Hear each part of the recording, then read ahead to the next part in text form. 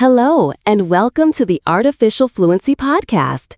I'm your host, Emma, and today we have a special hour-long episode all about mindfulness and how it can revolutionize your language learning journey. Whether you're a beginner or approaching fluency, the principles of mindfulness can help you overcome common obstacles, reduce anxiety, and develop a deeper connection with English. So get comfortable, take a deep breath, and let's begin this exploration together. Before we dive into the fascinating connection between mindfulness and language learning, let's first understand what mindfulness actually is. Many people have heard the term, but there's often confusion about what it really means. At its core, mindfulness is the practice of paying attention to the present moment with openness, curiosity, and without judgment. It's about being fully aware of where we are, what we're doing, and not being overly reactive to what's happening around us. Jon Kabat-Zinn, one of the pioneers who brought mindfulness to mainstream Western culture, defines it as paying attention in a particular way, on purpose, in the present moment, and non-judgmentally. This simple but profound practice has roots in ancient meditation traditions, but has been adapted for modern life and backed by extensive scientific research. So why are we talking about mindfulness on a language learning podcast? The connection might not seem obvious at first, but as we'll explore today, bringing mindfulness into your language practice can transform not just how you learn, but also how you experience the entire process. Let's start with some vocabulary related to mindfulness that you'll find useful both for today's episode and for discussing this topic in English. I'll explain each term and use it in a sentence. First, awareness. This means noticing what's happening inside and around you. Practicing language with awareness means noticing when you make errors without becoming discouraged. Present moment refers to what's happening right now, not in the past or future. When speaking English, try to stay in the present moment rather than worrying about what to say next. Non-judgmental means observing without labeling things as good or bad. Taking a non-judgmental approach to your accent helps reduce speaking anxiety. Attention is the focus of your conscious mind. Directing your attention to how native speakers use phrasal verbs can improve your understanding. Acceptance means acknowledging reality without resistance. Acceptance of the challenges in learning English is the first step toward overcoming them. Compassion is showing kindness toward suffering, including your own. Self-compassion is essential when you make mistakes in your language journey. Now that we have this vocabulary foundation, let's explore the specific ways mindfulness can enhance your language learning experience. One of the biggest challenges language learners face is something we rarely talk about, the emotional aspect of learning. Have you ever felt your heart racing when asked to speak English in front of others? Or that sinking feeling when you can't understand a native speaker? Or maybe the frustration of forgetting vocabulary you thought you knew? These emotional responses aren't just uncomfortable, they actively interfere with learning. When we experience stress or anxiety, our brain's fight or flight response activates. Blood flows away from our prefrontal cortex, the thinking, learning part of our brain, and towards systems needed for survival. This biological response made perfect sense when humans needed to escape predators, but it's not helpful when trying to conjugate verbs or remember vocabulary. This is where mindfulness comes in. Research has shown that regular mindfulness practice actually changes the brain in ways that help us manage emotions and stress. A 2011 study at Harvard found that just 8 weeks of mindfulness practice created measurable changes in the amygdala, the brain's alarm system for threat. Participants showed reduced activation in this area and reported feeling less stressed. For language learners, this means that mindfulness can help create the optimal emotional state for learning. When you're calm and centered, your prefrontal cortex remains engaged, allowing you to think clearly, recall information more easily, and process new language more effectively. Now, let's get practical. How can you actually incorporate mindfulness into your language learning routine? I'll share 5 powerful techniques that you can start using today. The first technique is mindful listening. This practice transforms how you engage with English audio material, whether it's podcasts like this one, songs, films, or conversations. Here's how to practice mindful listening. Choose a short audio clip, perhaps 2-3 minutes long. Before pressing play, take 3 deep breaths to center yourself. As you listen, give the audio your complete attention. Notice when your mind wanders and gently bring it back to the sounds. Don't worry about understanding everything. Just observe the sounds, rhythms, and patterns of the language. What makes this different from regular listening practice is the quality of attention. Rather than straining to understand every word or becoming frustrated when you don't, you're training your brain to stay present with the language, noticing details you might otherwise miss. Many students report that after practicing mindful listening regularly, they begin to naturally pick up on subtleties of pronunciation and intonation that Many students report that after practicing mindful listening regularly, they begin to naturally pick up on subtleties of pronunciation and intonation that they previously couldn't hear. Your brain becomes better at distinguishing sounds that don't exist in your native language. I recommend starting with just 5 minutes of mindful listening daily, gradually increasing as you become more comfortable with the practice. Let's try a brief mindful listening exercise right now. I'm going to play a short paragraph, and I invite you to listen with full attention. Don't worry about understanding every word. Just notice the sounds, rhythm, and your own experience of listening. The art of mindfulness transforms ordinary experiences into extraordinary ones. When we pay attention to the small details, the feeling of a breeze on our skin, the complex flavors in a simple meal, the subtle changes in another person's expression, we discover a richness in life that was always there, waiting to be noticed. The same principle applies to language. When we bring mindful attention to our practice, the language reveals its patterns, its music, and its beauty. How was that experience? Did you notice your mind wandering at any point? Did you observe any physical sensations as you listened? This level of awareness is exactly what we're cultivating through mindful listening. The second technique is mindful speaking. Many language learners experience anxiety when speaking, which can lead to the frustrating experience of knowing what to say, but feeling blocked or tongue-tied. Mindful speaking begins with awareness of your physical body before you start talking. Notice your posture, any tension in your shoulders or jaw, and your breathing pattern. Take a moment to feel your feet on the ground, which creates a sense of stability and presence. As you speak, pay attention to the physical sensations of forming the words. Feel the movement of your tongue, lips, and jaw. Notice the vibration in your throat and chest. This sensory awareness keeps you anchored in the present moment, rather than caught in worries about how you sound. Another aspect of mindful speaking is observing any self-critical thoughts without getting caught up in them. When you notice thoughts like, "My pronunciation is terrible," or "They're judging my grammar," simply acknowledge them with, there's a judgmental thought, and gently return your attention to the physical experience of speaking. I recommend practicing mindful speaking first in low-pressure situations, perhaps recording yourself or speaking with a supportive language partner. As your comfort grows, you can bring this awareness into more challenging conversations. Many students report that mindful speaking not only reduces anxiety, but also improves their pronunciation as they become more aware of the physical aspects of producing sounds.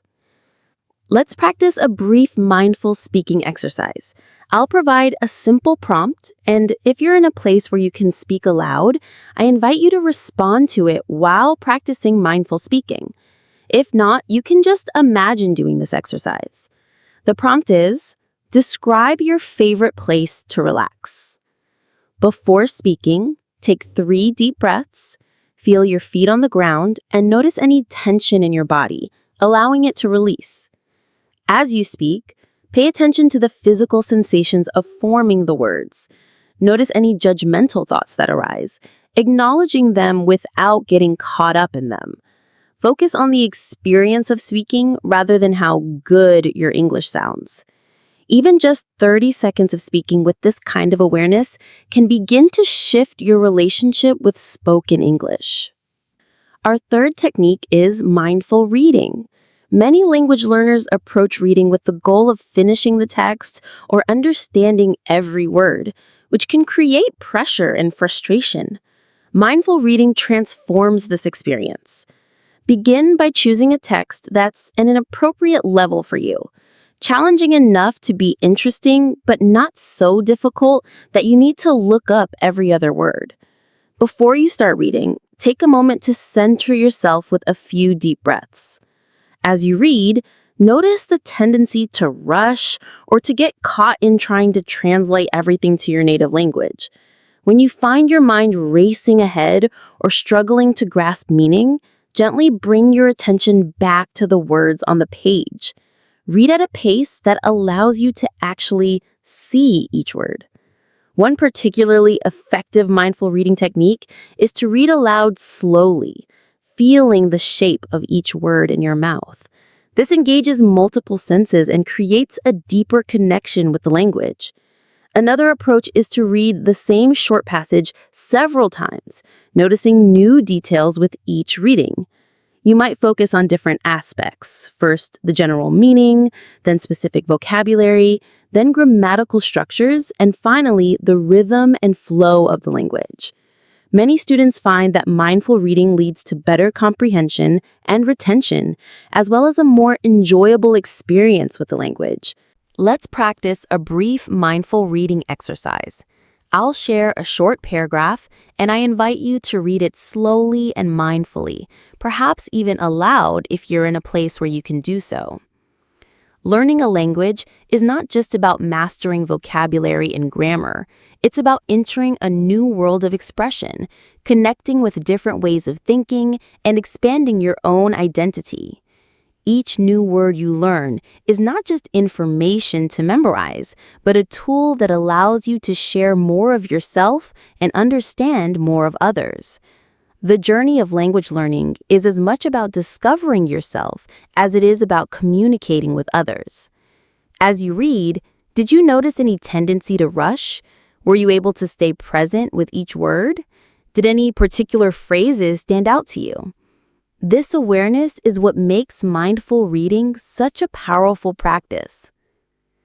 The fourth technique we'll explore is mindful vocabulary practice.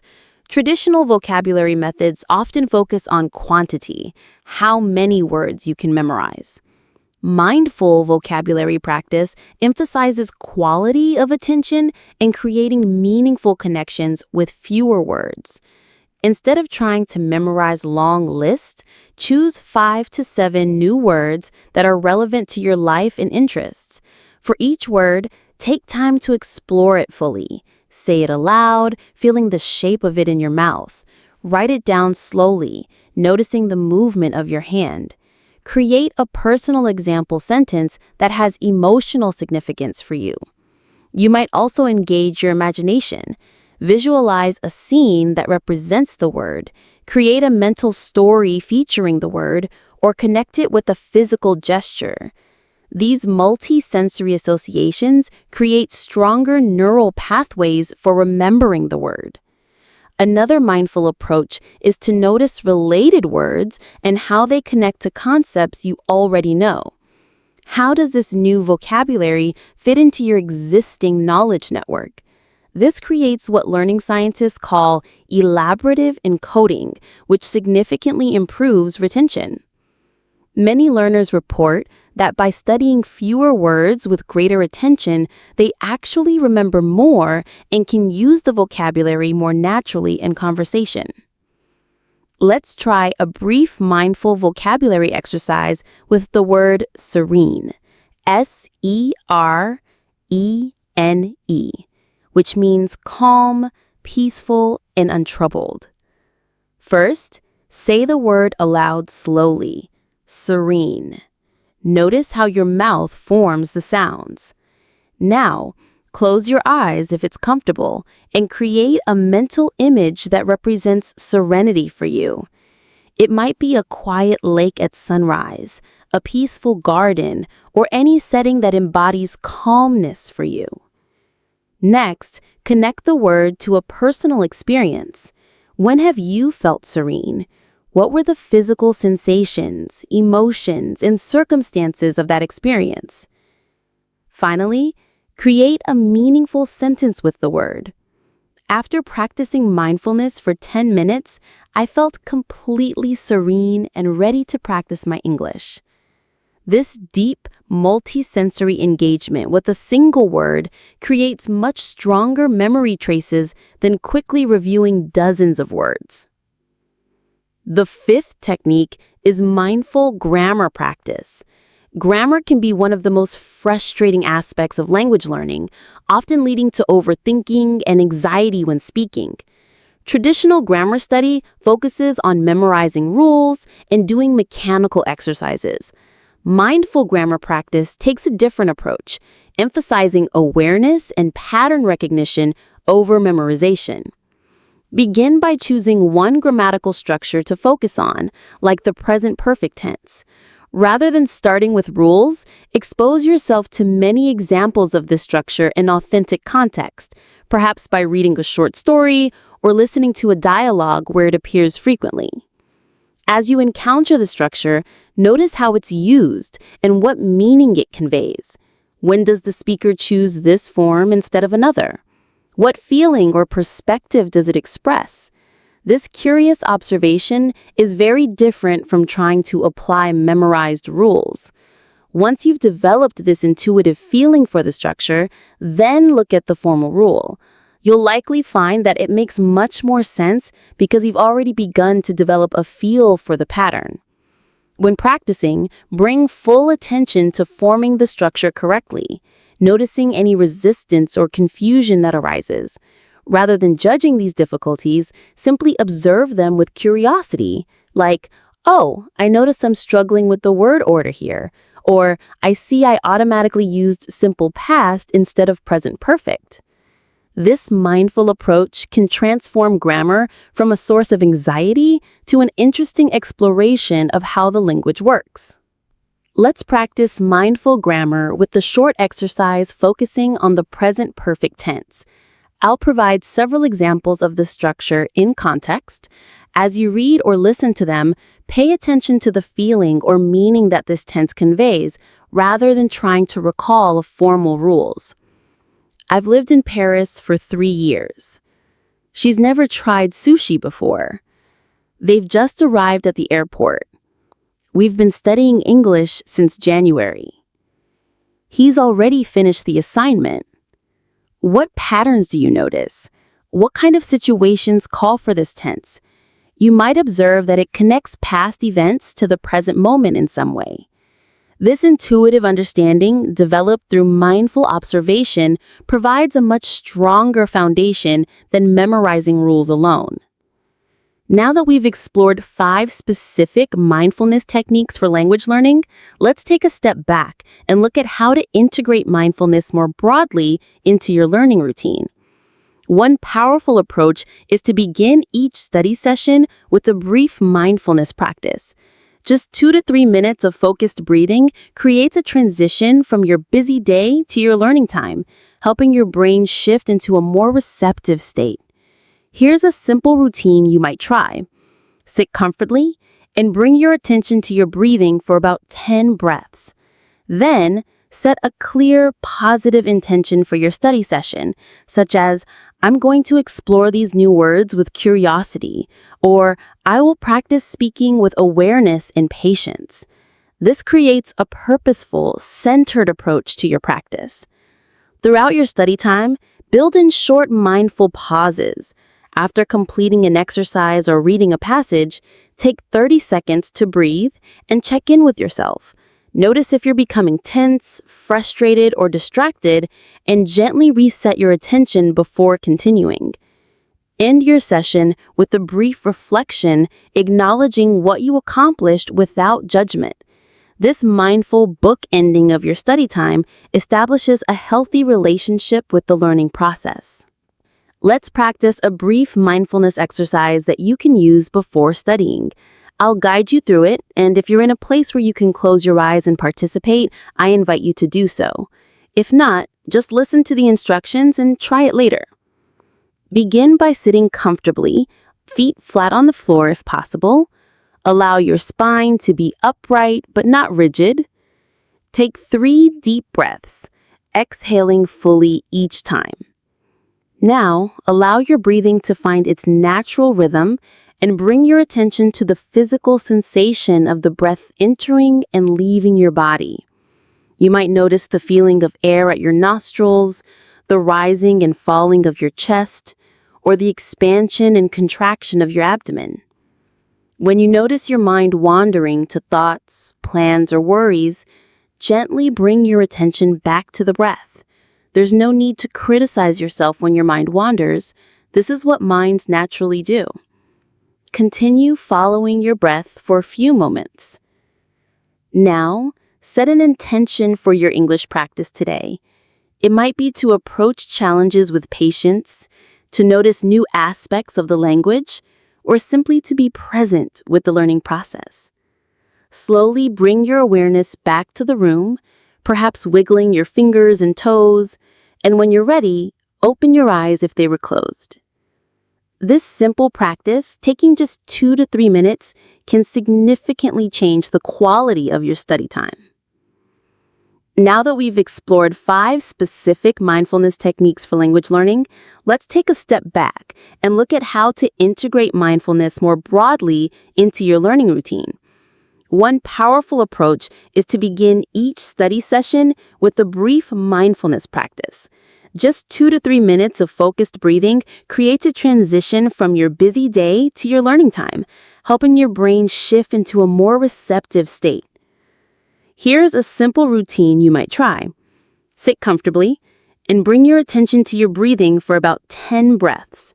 Then set a clear, positive intention for your study session, such as, I'm going to explore these new words with curiosity, or I will practice speaking with awareness and patience.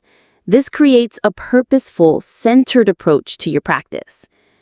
Throughout your study time, build in short, mindful pauses. After completing an exercise or reading a passage, take 30 seconds to breathe and check in with yourself. Notice if you're becoming tense, frustrated, or distracted, and gently reset your attention before continuing. In the first half of our episode, we've covered the foundations of mindfulness for language learning and explored 5 specific techniques. Now, let's dive deeper into some of the challenges language learners face and how mindfulness can help address them. One of the most common obstacles is the inner critic, that judgmental voice in your head that comments on your performance, compares you to others, and often focuses on what you're doing wrong rather than right. Have you noticed this voice when you speak English? What kinds of things does it say? The inner critic typically makes statements like, "My accent sounds ridiculous. I should be more fluent by now. Everyone else in the class is better than me. I keep making the same mistakes over and over. Native speakers must think I'm unintelligent when I speak." These thoughts aren't just unpleasant, they actively interfere with learning by creating anxiety and self-consciousness that make it harder to take risks and practice freely. Mindfulness offers a powerful approach to working with the inner critic. The first step is simply becoming aware of these thoughts as they arise. With practice, you can learn to recognize critical thoughts as just thoughts, not facts or reality. The traditional mindfulness instruction is to notice the thought, label it, there's self-criticism, and then gently return your attention to whatever you were doing, whether speaking, listening, reading, or writing in English. Over time, this practice creates space between you and your thoughts. Rather than being completely identified with the inner critic, you develop the ability to observe it with some distance. You might even bring some curiosity or compassion to these thoughts. That's interesting. My mind is being really hard on me right now. I wonder what's behind that. Let's practice working with the inner critic through a brief exercise. Think of a recent situation where you felt self-critical about your English. Perhaps you made a mistake while speaking, couldn't understand something, or compared yourself negatively to others. First, notice the specific thoughts that arose in that situation. What exactly did your inner critic say? Now see if you can identify the emotions that accompanied these thoughts. Did you feel embarrassment, shame, frustration, or something else? Next, try rephrasing the critical thought with more kindness and perspective. For example, I'm terrible at pronunciation might become, pronunciation is challenging for many learners, and I'm still developing this skill. This isn't about positive thinking or denying difficulties.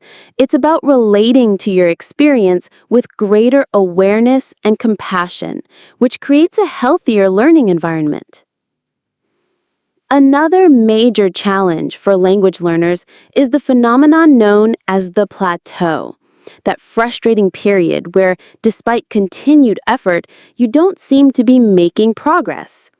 Many language learners experience this at the intermediate stage, which is sometimes called the intermediate plateau. The plateau often triggers a cycle of demotivation. You don't see progress, so you become discouraged, which leads to less effective practice, which results in even less progress. Adding to the challenge, your awareness of the language has increased, so you're more conscious of your mistakes and limitations than you were as a beginner. Mindfulness offers several ways to navigate the plateau more skillfully. First, it helps you recognize that progress isn't always linear or immediately visible. By practicing present moment awareness, you can engage fully with your current learning experience without constantly evaluating whether you're getting better. Second, mindfulness cultivates equanimity, the ability to stay balanced in the face of both pleasant and unpleasant experiences, which helps you continue practicing consistently even when you don't feel the immediate reward of noticeable improvement. Third, the practice of non-judgment allows you to observe your current abilities without labeling them as good enough or not good enough. This creates a more objective view of where you actually are in your learning journey. Many students find that the plateau isn't actually a complete lack of progress, but rather a shift in how progress happens, becoming less obvious, but often deeper and more integrated. Mindfulness helps you appreciate these subtle changes that might otherwise go unnoticed. Here's a practice for working with the plateau experience. Take a sheet of paper and draw a line down the middle. On the left side, list the aspects of English that feel challenging or stagnant right now. On the right side, note any small signs of progress or growth you've experienced in the past month, no matter how subtle.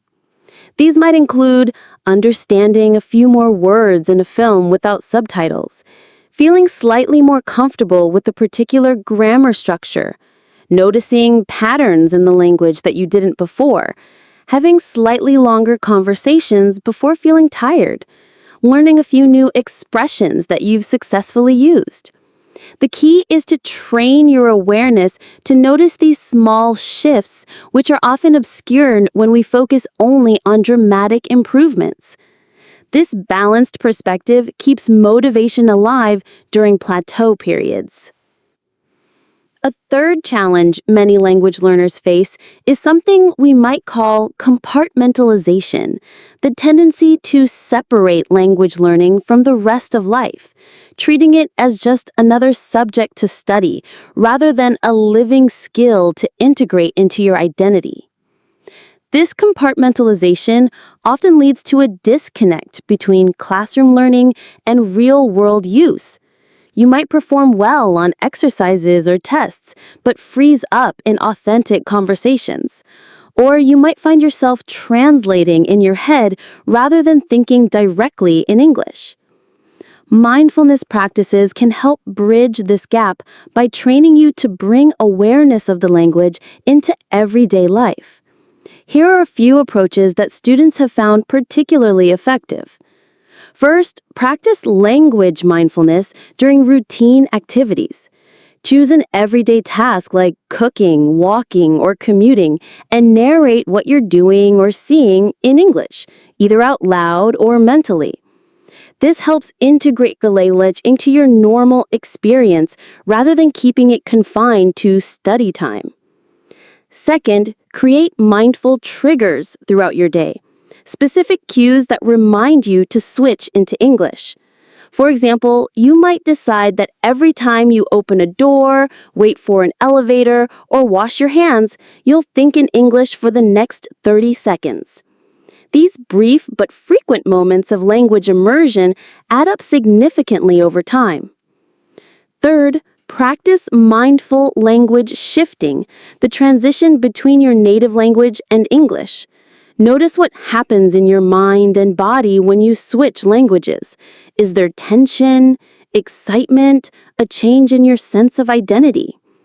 This awareness itself helps make the transition more fluid over time. Let's practice integrating language into everyday life with a simple exercise. Choose an object you can see right now in your environment. It could be anything: a cup, a book, your phone, a plant. Now, for the next 30 seconds, observe this object carefully and describe it mentally in English. Notice its physical characteristics, its purpose, its history, your relationship with it, anything that comes to mind. This kind of practice, repeated throughout your day with different objects and experiences, gradually trains your brain to process everyday life directly in English rather than always filtering through your native language. So far, we've explored how mindfulness can enhance various aspects of language learning and help overcome common challenges. Now let's look at how to develop a consistent mindfulness practice that supports your language goals. Many people are enthusiastic about mindfulness initially, but struggle to maintain a regular practice.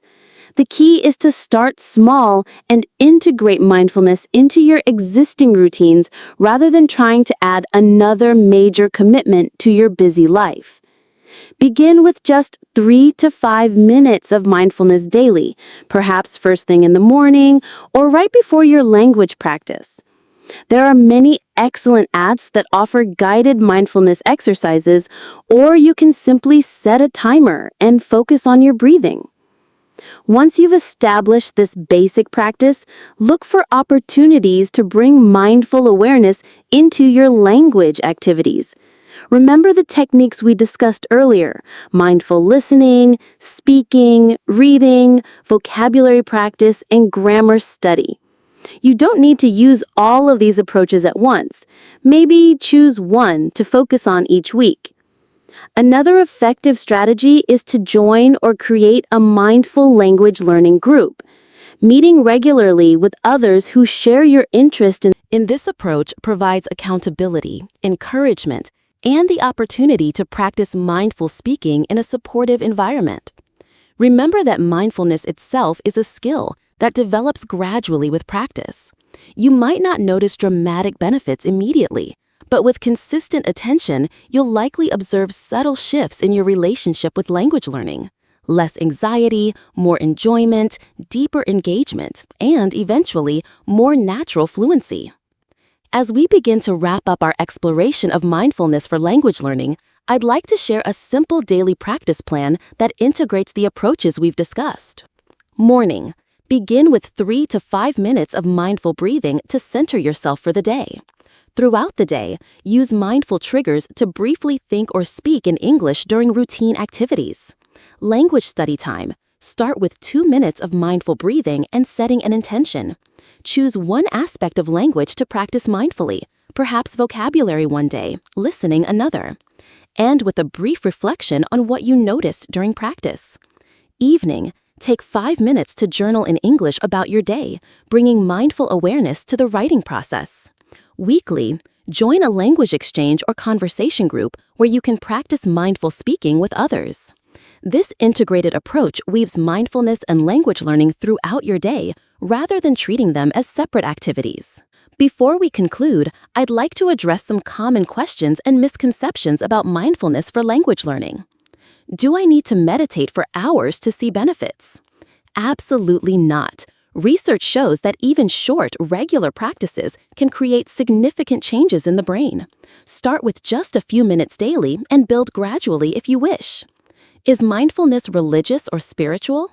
While mindfulness has roots in contemplative traditions, the practices we've discussed are secular and supported by scientific research.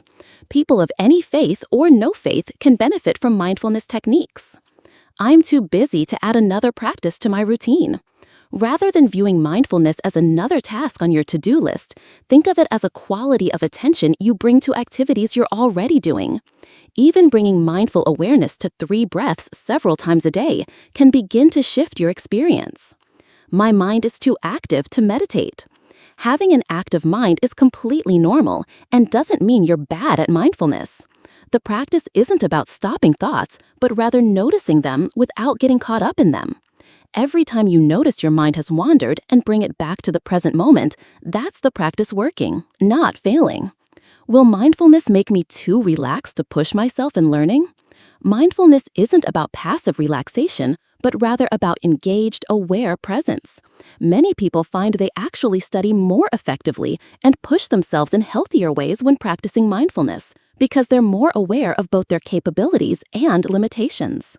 As we come to the end of today's episode, I'd like to leave you with a reflection on the deeper purpose of language learning. Beyond the practical benefits of being able to communicate in English, learning a new language offers a profound opportunity for personal growth and expanded consciousness.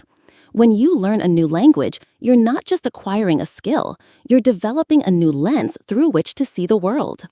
Each language encodes particular ways of thinking, feeling, and relating that shape the experience of its speakers. By entering into English, you gain access to these new perspectives. Mindfulness enhances this journey by helping you fully experience the language rather than just study it. When you bring aware presence to your practice, you notice subtleties of meaning, emotional resonances, and cultural contexts that might otherwise pass you by. Perhaps most importantly, both mindfulness and language learning invite you to step outside your habitual patterns, to become aware of how you normally perceive and interact with the world, and to explore new possibilities. Both practices involve a willingness to be a beginner, to make mistakes, to feel uncomfortable, and to gradually develop new capacities through patient attention. In this sense, mindful language learning isn't just about becoming fluent in English, it's about becoming more fully human, more aware, more connected to yourself and others. And that, I believe, is the greatest gift that both mindfulness and languages have to offer. Thank you for joining me for this special hour-long exploration of mindfulness for language learning. I hope you've discovered approaches that resonate with you and that you'll experiment with in your own practice. Next week, we'll return to our regular 30-minute format with an episode about English idioms related to nature, expressions like the early bird catches the worm and barking up the wrong tree. Until then, I encourage you to bring mindful awareness to your language journey, moment by moment, breath by breath. If you enjoyed this episode, please share it with fellow language learners who might benefit. And remember, the path to fluency isn't just about how much you study, it's about how you show up for the learning process, with awareness, patience, curiosity, and compassion. This is Emma from Artificial Fluency, wishing you mindful moments and joyful discoveries on your language journey. Thank you for listening, and see you next time. Welcome to the Artificial Fluency Podcast. I'm Emma. Before we begin, let me ask you a few questions. Have you ever spent a day in the countryside? What did you do there? How did it feel to be away from the busy city? Try to answer these questions in your mind as you listen today. In this episode, we will hear a real-life story about a trip to the countryside. While listening, you will improve your listening skills by focusing on natural English. And you'll also improve your writing because you can try to describe the story in your own words after listening. If you're new here, welcome. On this channel, the English Pod community, we upload videos every day to help you improve your English. So press the like button and stay with us to learn real English from real stories. Let's begin with today's story. Last weekend, I visited a small village called Green Hill with my wife. We wanted to take a break from the noisy city and spend some quiet time in nature. The village was about 2 hours away from our home. The drive was peaceful. We passed green fields, small rivers, and even a few cows walking near the road. When we reached the village, the air felt fresh and cool. It was quiet. No traffic, no loud sounds, just the wind and the birds. We stayed at a small guest house run by a man named Mr. Thomas. He was around 60 years old and had lived in Green Hill all his life. He welcomed us with a warm smile and offered us fresh apple juice from his own farm. I had never tasted anything so fresh before. It was sweet, cold, and perfect after the long drive. Later, we went for a walk through the fields. My wife pointed out different plants and flowers. She loves gardening, so she was excited to see wild herbs growing naturally. At one point, we met an old lady named Mrs. Clara who was collecting firewood. She smiled and said, "You two must be from the city. You walk too fast." That made us laugh. It's true. In the city, we walk quickly and always look at our phones. But in the countryside, everything is slower. People take their time. They enjoy the moment. In the evening, Mr. Thomas invited us to have dinner with his family. They served us rice, lentils, fresh vegetables, and homemade bread. It reminded me of my childhood when my mother used to cook simple but delicious meals. After dinner, we sat outside under the stars. There were no streetlights, so we could see the night sky clearly. It was beautiful. I had forgotten how peaceful silence could be. The next morning, I woke up to the sound of birds and a rooster. I felt rested and calm. Before we left, Mr. Thomas gave us a small basket of apples to take home. He said, "Take these as a gift from the village." That simple sentence touched me. It reminded me that kindness doesn't need to be big. Even small things can mean a lot. Now, think about this. Have you ever visited a village or the countryside? What did you see, hear, and feel? How was it different from your daily life? Would you like to go back again someday? Try to answer these in your notebook. You can also write a short paragraph about your own countryside experience, or imagine one if you've never been. This will help improve your writing and thinking in English. The next day, after we said goodbye to Mr. Thomas and Mrs. Clara, we took a long walk around the village. It was peaceful. The streets were so quiet that we could hear the wind blowing through the trees. We passed small houses with gardens full of flowers and vegetables. Some of the villagers were sitting outside, chatting with each other. One of the things I noticed about the countryside was how everyone seemed to know each other. In the city, we don't always speak to our neighbors. But in the village, people greet each other every morning. It felt warm and friendly. It reminded me of when I was a child, and everyone in my neighborhood knew each other. We also visited a small lake near the village. The water was clear, and there were ducks swimming happily. We sat by the shore and watched them for a while. It was nice to just sit and relax without feeling rushed. During our time in Green Hill, I also realized how much I had missed nature. I live in a busy city, and sometimes we forget how important it is to connect with the natural world. Being surrounded by trees, fields, and animals made me feel more calm and at peace. Later, we decided to try a local tradition. There's a festival in Green Hill every year where people celebrate the harvest. This time, the festival was a few days away, but we were lucky enough to see some early preparations. Villagers were decorating the streets with flowers and hanging lights. It looked beautiful, and everyone seemed excited. My wife, Sarah, was especially excited about the food. She loves trying new dishes, and the village was known for its homemade cheese and fresh bread. We visited a small shop run by a friendly woman named Linda, who made the cheese herself. We bought a piece, and Sarah couldn't wait to try it. That night, we stayed in a cozy little cabin just outside the village. It was simple, but it had everything we needed. The air was so fresh that we kept the windows open all night. I remember waking up in the middle of the night to the sound of an owl hooting nearby. It was a peaceful sound. The next morning, we were ready to leave. We packed our bags and said goodbye to the village. As we drove back to the city, I couldn't help but feel grateful for the time we spent there. It had been a short trip, but it was exactly what we needed. Now I want you to think for a moment. When was the last time you spent time in nature? What did you do? How did it make you feel? Try to describe it in English. What kind of natural surroundings do you like? Do you prefer the mountains, the beach, or the countryside?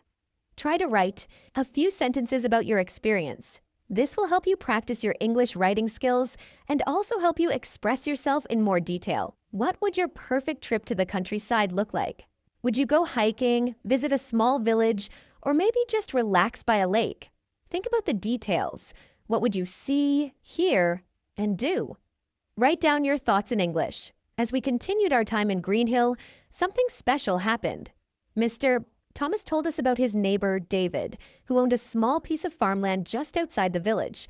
David was in his early 50s, friendly, with a kind face and a calm voice. He invited us to visit his farm, and we happily agreed. We followed a narrow path that led to his land. Along the way, we saw chickens walking freely and a few goats, resting under a tree. The sun was shining, but it wasn't too hot. The air smelled fresh, like grass and flowers. When we reached the farm, David was already waiting for us. He waved and said, "Welcome to my little world." David showed us around. He had apple trees, rows of carrots, tomatoes, and even some pumpkins growing. He explained how he takes care of the plants every day, waking up before sunrise and working until late afternoon. He told us that life on a farm is not easy, but it's honest work. He said, "The land gives you what you give it. If you take care of it, it will take care of you." We helped him water the plants for a while.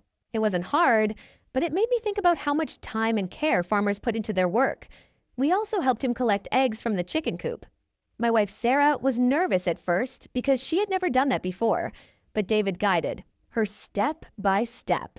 She smiled when she held a warm egg in her hand for the first time. After the farm visit, David invited us to sit under a big tree near the edge of the field. He brought out a basket with homemade bread, some cheese, and boiled eggs. We sat on a blanket and had a simple countryside lunch. It was quiet. We could hear the wind in the leaves and birds singing in the distance. David told us stories about his childhood. He had grown up in Green Hill and had never left. He said, "Some people like big cities, tall buildings, and busy streets. But me? I like to wake up with the sound of birds and go to sleep with the stars above." His words were simple, but they stayed in my mind. Later that day, we visited a small shop in the village center. It was run by a man named Edward, who made wooden tools and furniture. He showed us how he carved a piece of wood into a spoon. He used only a knife in his hands. Every movement was slow and careful. "It takes time," he said, "but when it's finished, you know it's made with care." Edward told us he had learned this skill from his father and now teaches it to his own son. I could see how proud he was of his work. I picked up one of his handmade chairs and it felt strong and smooth. He said, "Things made by hand carry the spirit of the person who made them." That evening, we joined a small group of villagers who were sitting near the community well. They were talking, sharing stories, and laughing together. An old man named Mr. Henry shared a story about how he once got lost in the forest when he was a boy and how a dog led him back to the village. Everyone laughed, and one of the younger boys asked, "Is that really true?" Mr. Henry just smiled and said, "Maybe." The moment was so special. No one was looking at a phone. No one was rushing. People were just present, enjoying each other's company. That's something I rarely see in the city. There, everyone is in a hurry, always looking at the clock. But in Green Hill, time moved slowly and every moment mattered. Before going to bed, Sarah and I sat on the porch of the guest house. We watched the stars again. It was our last night there. She said, "I feel like I can breathe better here. Life is so peaceful." I nodded. I felt the same way. Being away from noise, stress, and crowds helped me think clearly. It helped me appreciate the little things: fresh air, quiet nights, friendly people, and honest work. Now, I want you to imagine something. Imagine you are standing in a quiet village. You can hear the birds, feel the wind, and smell the fresh bread from a nearby house. What would you do? Who would you speak to? Would you go for a walk or help a farmer in the field? Would you sit near a lake or talk to an old man like Mr. Henry? Try to describe your own countryside trip. Use easy English. Write about what you saw, what you ate, and how you felt. This will help you think in English and improve your writing skills. Also, when you listen to a real story like this one, try to focus on how words are used. Listen for verbs, adjectives, and simple phrases. Repeat them. Try to use them in your own sentences. For example, the air felt fresh. The village was quiet. People were kind and friendly. We sat under a tree. These kinds of simple sentences are very powerful.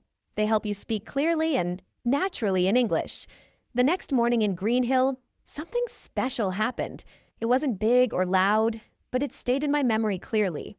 After breakfast, Mr. Thomas invited us to help on his farm. At first, I was a little unsure. I had never worked on a farm before, but I thought, why not? It could be a good experience. Sarah smiled and said, "Let's do it. It sounds fun." So we changed into some old clothes that Mr. Thomas gave us. They were a bit big, but we didn't mind. He handed us each a pair of gloves and led us out to the field. The sun was already shining, but the morning air was still cool. You could hear birds chirping and the gentle sound of the wind moving through the grass. Mr. Thomas's farm was peaceful and full of life. There were rows of vegetables, carrots, potatoes, tomatoes, and onions. He showed us how to gently pull the carrots out of the ground and shake off the dirt. It was actually kind of fun. The soil was soft, and the carrots were big and orange. Sarah pulled one up and laughed. "Look at this one. It has 2 legs." We all laughed together. Then we moved on to picking tomatoes. Mr. Thomas said, "Pick the ones that are red and firm, not soft. Those are ready." It was a slow, steady job, but very calming. The fresh smell of the plants, the sunshine on our backs, and the kind words from Mr. Thomas made it a really relaxing time. After about an hour, we took a short break under a tree. Mrs. Thomas came out with cold lemonade and homemade cookies. They were sweet and buttery, with a little bit of cinnamon. We sat on a bench, sipping our drinks, looking out over the fields. Sarah leaned over to me and said, "I wish every day could feel this quiet." Later, Mr. Thomas showed us the chicken coop. There were about 20 chickens inside. He opened the small door and said, "Want to try collecting some eggs?" I wasn't sure at first, but he showed me how to reach into the straw and gently pick up the eggs without scaring the chickens. We each filled a small basket with fresh brown eggs. It felt so different from buying eggs at the store. Here, you could see where the food came from. After lunch, we decided to visit a nearby river. The river was just a short walk from the farm, and the path was lined with trees. It was quiet, and the only sound was the flowing water.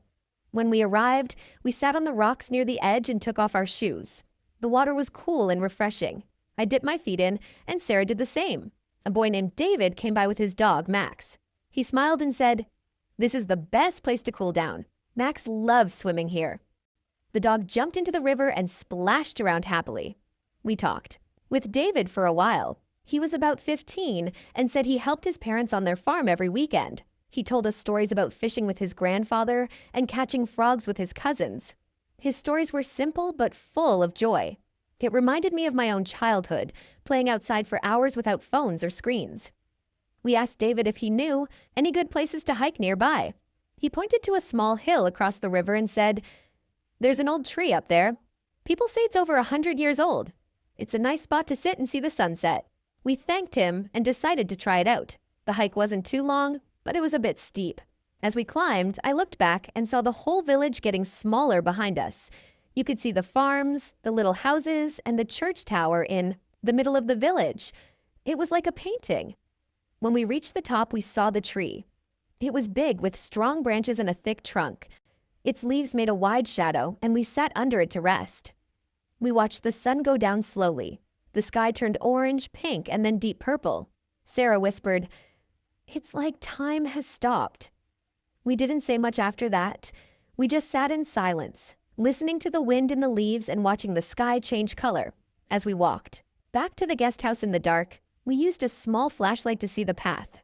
The village was quiet. No loud cars, no traffic, no city noise, just peace. When we reached the guest house, Mr. Thomas met us at the door. He said, "You two look like you had a full day." We smiled and nodded. The next day was our last in Green Hill, so we wanted to do something special. We woke up early and visited the small village school. It was a one-room building, and the teacher, Mrs. Parker, was already there preparing her lessons. She welcomed us and said, "Would you like to meet the students? They love visitors." We agreed, and a few minutes later, about 10 children came into the room. They were between 6 and 10 years old, full of energy and curiosity. Mrs. Parker asked us to talk a little about our life in the city. I told them about my job, the tall buildings, and how busy the streets are. Sarah talked about working from home and taking care of the garden on weekends. Then the children asked questions. One girl named Emily asked, "Do you have cows in your city?" I laughed and said, "No, not really, but I saw some here yesterday." A boy named Ben asked, "Is it noisy in your city?" I said, "Very noisy. That's why I love the quiet here so much." We played a few games with the kids and helped them with a drawing activity. They were drawing pictures of their favorite places. Some drew the river, others the farms, or the big tree on the hill. I noticed one boy drew a picture of his family having dinner at home.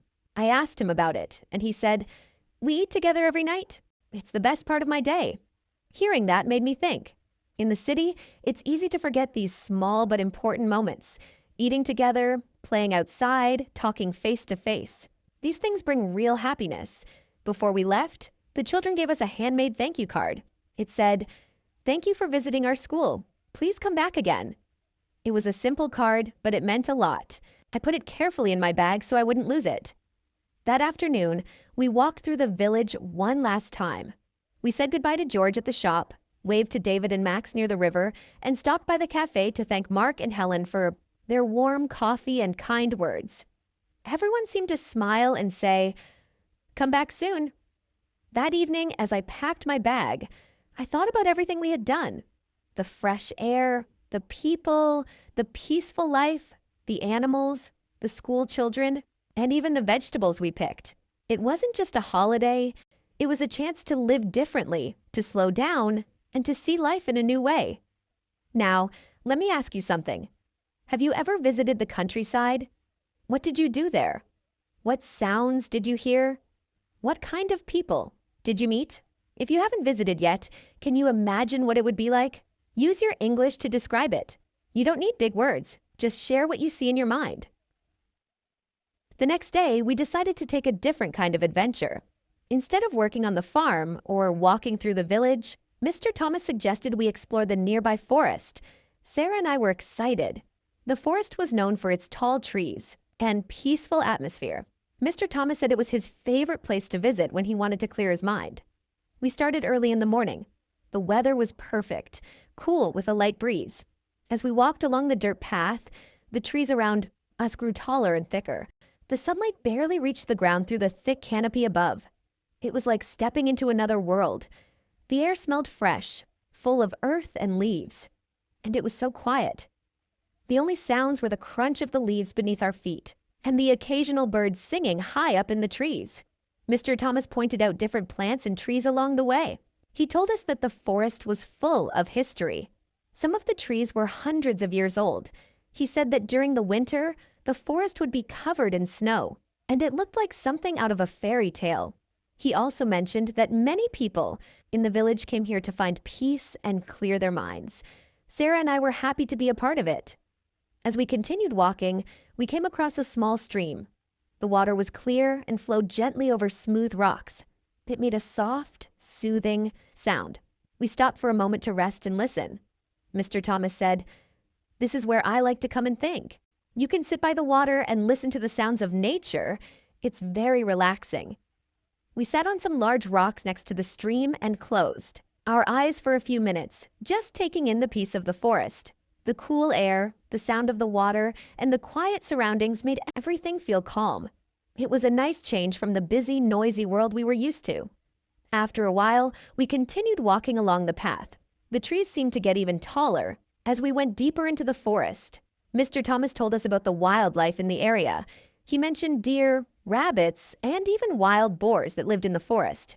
He also said that sometimes people would see foxes or squirrels jumping from tree to tree. We didn't see any animals that day, but it was still exciting to know they were out there somewhere. At one point, we reached a clearing in the forest. In the middle of the clearing was a huge, ancient oak tree. It was the biggest tree I had ever seen. Its trunk was thick, and its branches spread out wide, almost as if they were trying to touch the sky. Mr. Thomas said this was a special tree. He called it the heart of the forest. People from the village would come here sometimes to sit. and think or even have small celebrations. Sarah was fascinated by the tree. She walked around it, touching the rough bark and looking up at the branches. She said, "It's so big. I feel like it has its own story to tell." I agreed. The tree seemed old, wise, and full of secrets. I couldn't help but think about how many years it had stood there, watching everything around it change. Mr. Thomas told us that the tree had been there for more than 300 years. And in all that time, it had seen the village grow, the people come and go, and the world change in so many ways. We spent some time there, just sitting and enjoying the quiet. Mr. Thomas shared a story with us about his grandfather, who used to bring him to this spot when he was a boy. He said his grandfather believed the tree had a kind of magic to it. If you sat quietly and made a wish, the tree would grant it. Of course, Mr. Thomas wasn't sure if that was true, but he said it always made him feel good to sit under the tree and think about the future. It was amazing how much history was packed into that one place. It felt like time had stopped in the forest. There was no rush, no deadline, just the beauty of nature and the quiet of the woods.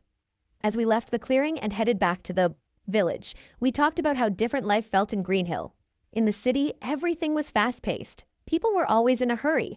But here, people took their time. They took care of their land, spent time with their families, and made time for the things that really mattered. I thought about my own life back home and how often I rushed through things.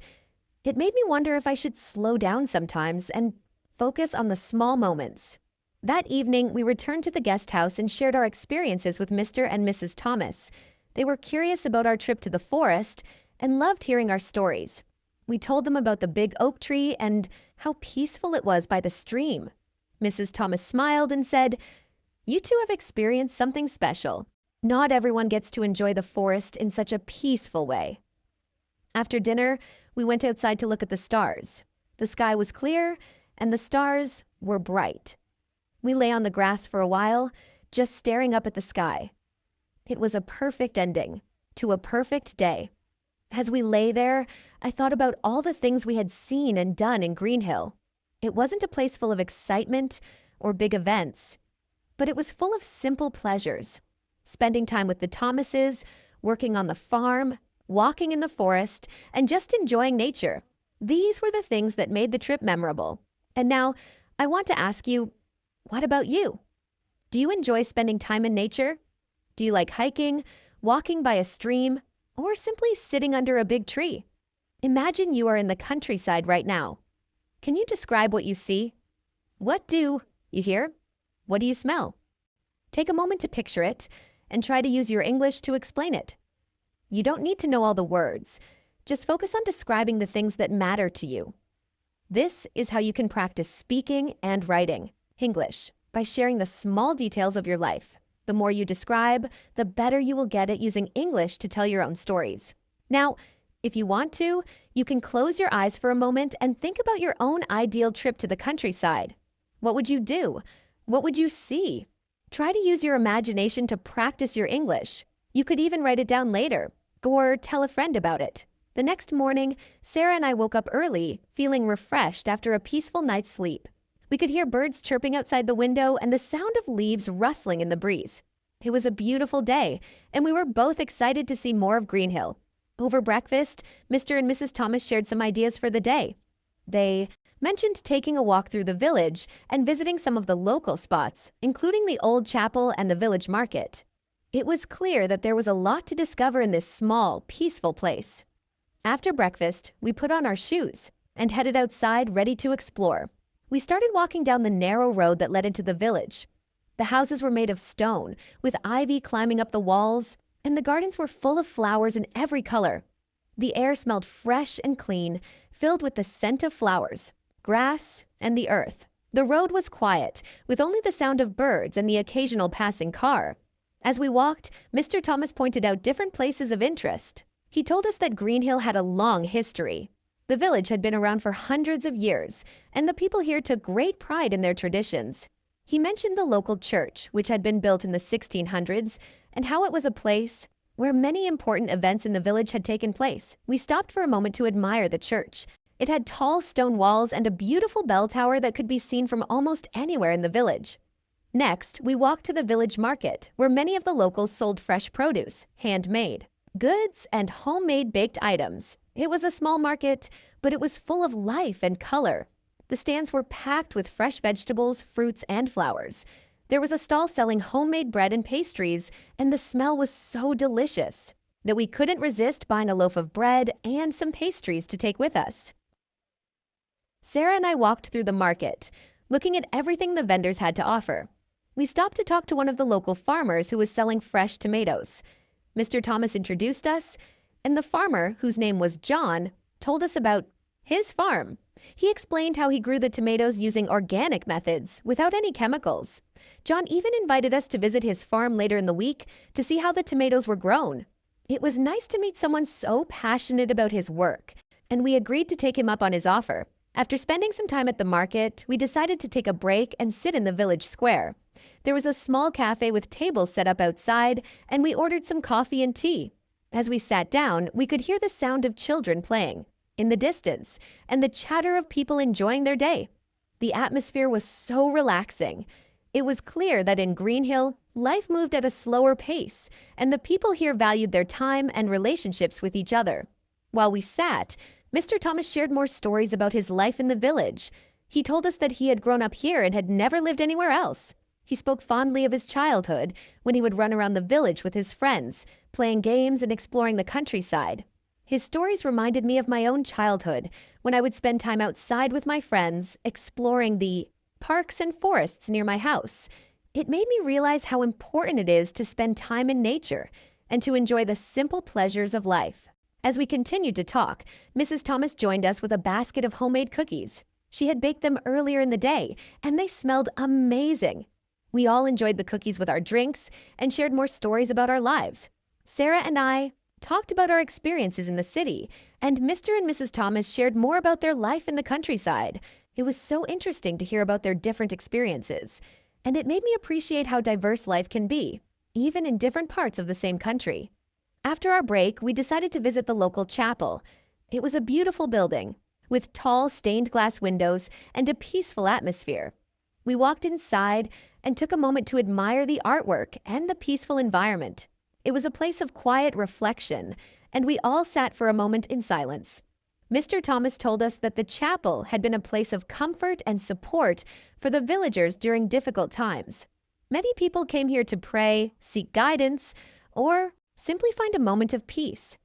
It was a nice reminder of the importance of having a place to reflect and recharge, no matter where you are. As we left the chapel, we took a short walk to a nearby hill where we could see the whole village. From the top, we could see the fields, the village houses, the market square, and the church in the distance. The view was breathtaking. It was easy to see why people loved living in Green Hill. The landscape was beautiful, and the village felt like a close-knit community. Mr. Thomas said that the hill was his favorite place to come and think. He often visited to clear his mind and appreciate the beauty around him. We stayed at the top of the hill for a while, taking in the view and enjoying the fresh air. Sarah and I talked about how different life was here compared to the busy city life we were used to. It was a reminder of how important it is to slow down and appreciate the small moments in life. We talked about how we would take some of the peacefulness of Green Hill with us when we returned home. Later that afternoon, we made our way back to the guest house. The day had been full of experiences, walking through the village, meeting the locals, visiting the chapel, and enjoying the countryside. We felt grateful for the opportunity to see this side of life. As we walked back, I couldn't help but think about how much I had learned in just a few days. I had learned about the importance of nature, the value of community, and the simple pleasures of life. That evening, we had a delicious dinner at the guest house. Mr. and Mrs. Thomas had prepared a traditional countryside meal with fresh vegetables, homemade bread, and roasted meat. The meal was delicious, and we all sat together at the table, enjoying the food and each other's company. It was a perfect end to a perfect day. After dinner, we decided to take another walk around the village. The streets were quiet, and the village looked even more beautiful at night, with the lights from the houses shining in the distance. It was a peaceful moment, and I couldn't help but feel a sense of calm. As we walked, I asked Sarah what her favorite part of the day had been. She thought for a moment and said, I think it was the time we spent by the stream in the forest. It was so peaceful, and it felt like we were the only ones there. I agreed. That had been one of my favorite moments too. The quiet of the forest, the sound of the stream, and the peacefulness of the surroundings had made it a special experience. Now, I want to ask you, what about you? Have you ever spent time in the countryside, walking through nature, or exploring small villages? What did you enjoy most about it? If you haven't had that experience yet, imagine what it would be like. What would you do? Where would you go? Practice your English by describing your ideal day in the countryside. The next day, we woke up early, eager to experience more of Green Hill. The sun was shining brightly through the windows, and the birds were already awake, chirping away. It was the perfect start to another beautiful day in the countryside. We had breakfast with Mr. and Mrs. Thomas, and as usual, they were full of energy and ready to show us more of the village. After breakfast, we decided to take a longer walk. This time, Mr. Thomas suggested we visit a nearby forest. He explained that the forest was a special place, full of tall trees, winding paths, and a stream that ran through it. He said it was a peaceful spot where many locals like to go for walks, have picnics, or just spend some quiet time. Sarah and I were excited about this plan as we both loved being outdoors and surrounded by nature. We grabbed our backpacks, filled with some snacks and water, and set off toward the forest. The path was narrow and winding, with the occasional rabbit or squirrel running across. The air smelled fresh, and the sounds of the forest surrounded us, the rustling leaves, the birds singing, and the distant sound of the stream. It was a far cry from the busy streets of the city, and we both felt a sense of calm and happiness. As we walked deeper into the forest, we came to a clearing by the stream. The water was clear and sparkling in the sunlight, and we could see fish swimming lazily in the shallows. The trees were tall, their leaves creating a natural canopy above us. Mr. Thomas mentioned that this spot had been here for hundreds of years, and it was a place of great beauty and peace. We sat down on the grass by the stream and took in the surroundings. It was such a quiet, peaceful place. We all sat in silence for a few minutes, listening to the sound of the water and the birds in the trees. It felt like the world had slowed down, and it made me realize how important it was to take breaks and enjoy nature. I shared my thoughts with Sarah, and she agreed. We both felt that spending time in nature like this was good for our mental health. It allowed us to relax, recharge, and simply enjoy the beauty of the world around us. After spending some time at the stream, we decided to continue our walk. Mr. Thomas led us to a part of the forest where there was a small wooden bridge crossing the stream. The bridge was old, but it looked sturdy. As we crossed it, Sarah and I joked about how it looked like something from an adventure movie. We laughed, and it was nice to feel so carefree in such a beautiful setting. On the other side of the bridge, the forest became even denser. The trees were thick, their branches twisting and turning above us. There were few paths, and we had to step carefully over the roots and rocks. Mr. Thomas pointed out different plants and trees, explaining their names and how they grew. It was like a living classroom, and I was amazed by all the knowledge he had about the forest. As we walked, we came across a small waterfall. It wasn't very big, but the sound of the water rushing over the rocks was calming and soothing. Sarah and I stood there for a moment, watching the water as it cascaded down into the pool below. It was a beautiful sight, and it reminded me of how important it was to find moments of peace in our busy lives. As we ate, we talked about our plans for the next day. Mr. and Mrs. Thomas suggested we visit a nearby village for a traditional market day. The village was known for its handmade crafts and local products, and they thought it would be a fun experience. Sarah and I were excited about the idea and agreed to go. After dinner, we went for a walk around the village, enjoying the calm night air. The streets were quiet and the houses were lit by soft, warm lights. We stopped for a moment to admire the view of the stars in the clear sky. It was a peaceful end to a wonderful day. The next morning, we set off early for the nearby village. The journey was short, but beautiful, and as we drove, Mr. Thomas pointed out more interesting sights along the way. He told us about the history of the village we were visiting, how it had been established hundreds of years ago, and how the community had worked together to build a strong, supportive environment. We arrived at the market and were immediately impressed by how lively it was. Stalls were filled with handmade crafts, fresh produce, and local products. There was a sense of community in the air, and we felt like we were part of something special. We spent the morning exploring the market, talking to the vendors, and buying some souvenirs to take home. It was a great way to end our trip to the countryside, and we both agreed that we would miss the peacefulness and beauty of Green Hill. Now, I want to ask you, have you ever visited a small village or spent time in the countryside? What did you do there? How did it make you feel? If you haven't had that experience yet, what would you like to do if you had the chance? Think about the activities you would enjoy and practice describing them in English. The next day, after a restful night's sleep, we decided to explore some more of Green Hill. The morning air was crisp and refreshing, and as we left the guest house, we could already feel the excitement building for another adventure. Mrs. Thomas had prepared a lovely breakfast for us: fresh bread, butter, jam, and eggs. It was a simple but delicious meal, and we all sat around the table, enjoying the warmth of the food and the cozy atmosphere. Over breakfast, Mr. Thomas told us about some hidden gems in the countryside that we hadn't seen yet. One place he recommended was a peaceful hilltop that provided a panoramic view of the village and the fields around it. He explained that from the hilltop, you could see the whole landscape stretching out, with the green fields, the small houses, and even the distant woods. Sarah and I were eager to go, and we quickly agreed to take a walk up to the hill. After breakfast, we packed a small bag with some snacks and water, and we set off toward the hill. The path to the hill was a little steeper than we expected, but it wasn't too difficult. We passed by more farms, with cows grazing peacefully and chickens pecking around the yard. The houses we passed were all made of stone or brick, with red roofs and neat gardens. It was easy to see that the people in this village took great pride in their homes and their land. As we climbed higher, the view started to open up. The houses below us began to look smaller, and the green fields spread out in every direction. The sky was a deep blue, and the sun was shining brightly. There were a few clouds in the sky, but they were fluffy and white, adding to the beauty of the scene. It felt like we were walking in a painting. Everything looked so perfect and peaceful.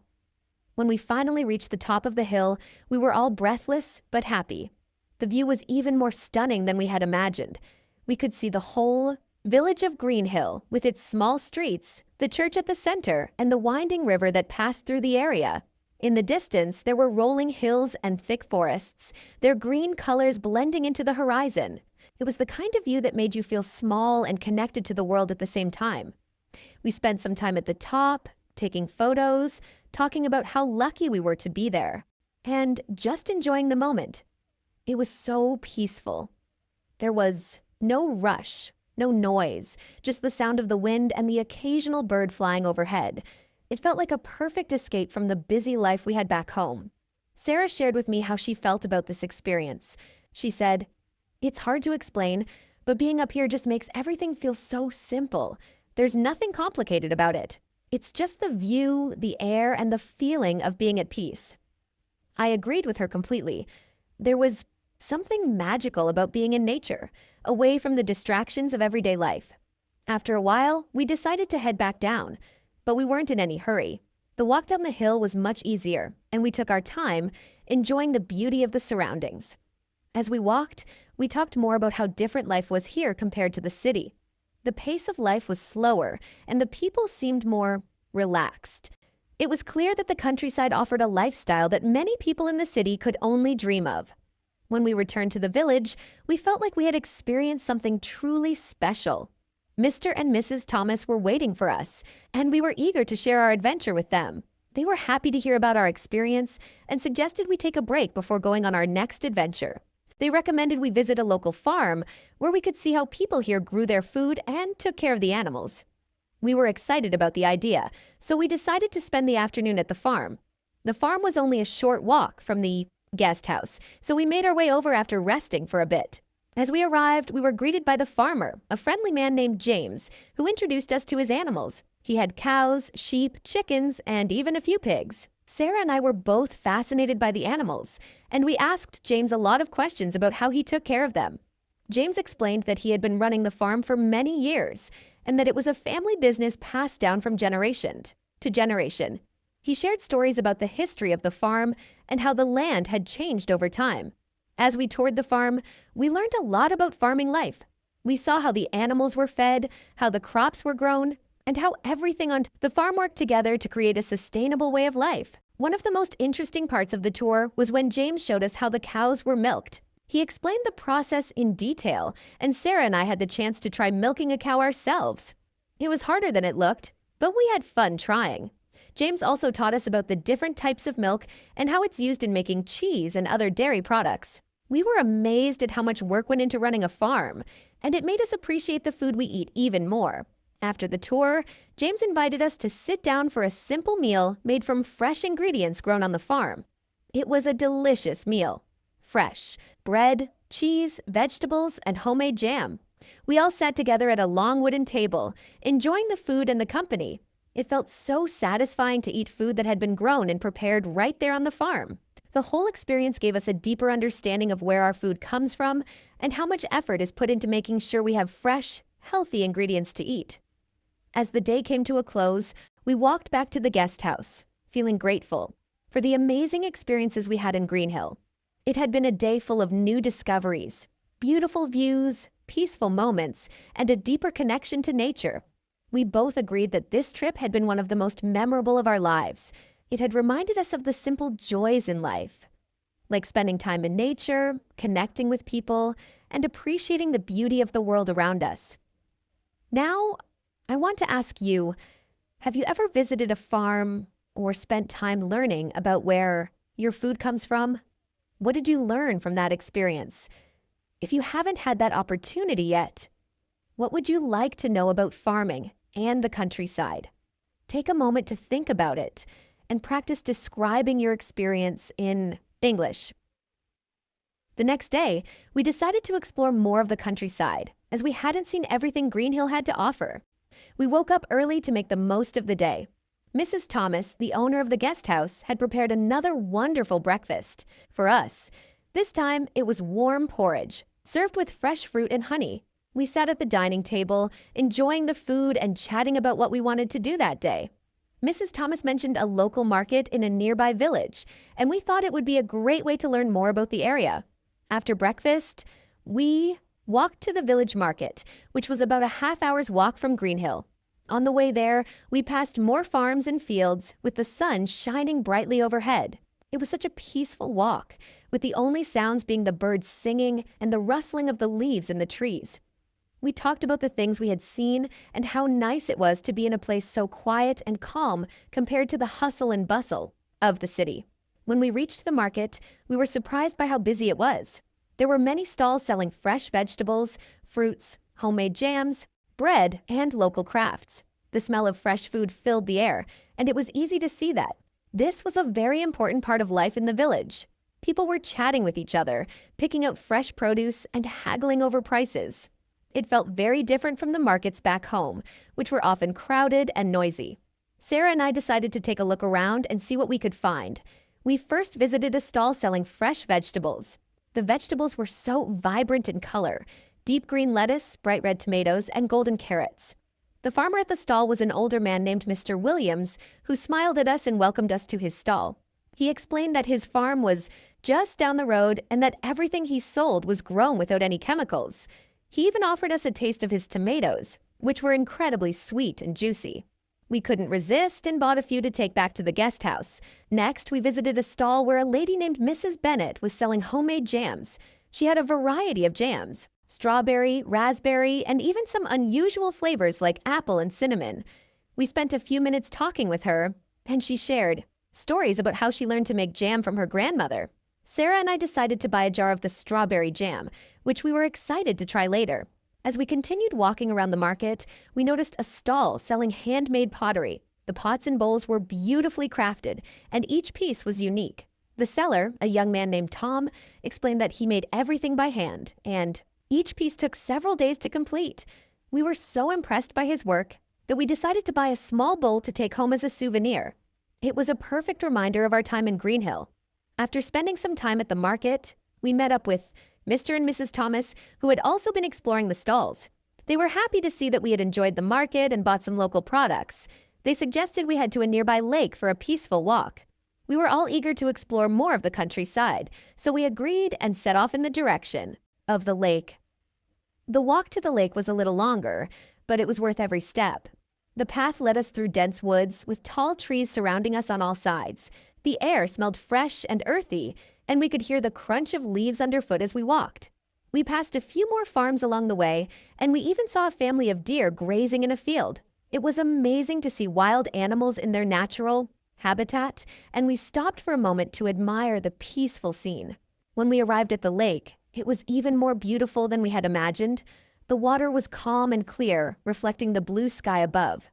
There were a few boats on the shore, but other than that, the lake was quiet and serene. We decided to take a short boat ride across the lake to enjoy the view from the water. The boat was small, but it felt safe and comfortable.